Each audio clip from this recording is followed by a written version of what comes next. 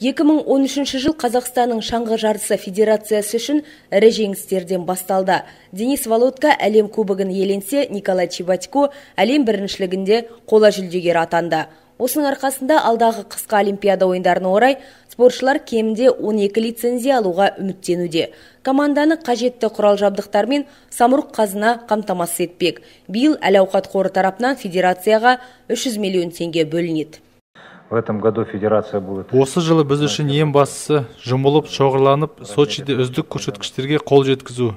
Мен спортшыларымызға батылдық, шеберлік пен еңбекқорлықтары үшін алғыс айтамын. Шаңғы жарыстарының дәл осындай қасиеттерді қажет ететіні белгілі.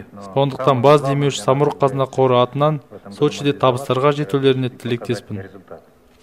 Отандық спорттың жанашыры самұрық-қазына 13 бірлестікті қаржыландырады. Алайда соның ішінде қысқы спорт түрлеріне баса назар аударылып отыр. Шаңғы жарысы федерациясының кеңейтілген отырысында федерация мүшелеріне, төрешілер құрамына және демеуші компанияларға да алғыс хаттар табысталды. Қаржылай сыйлықтарға ие болған спортшылар болса, өз кезегінде бас демеушіге естелік сыйды тарту етті. Ал бас марапат ретінде алдағы олимпиададағы жетістіктер болмақ.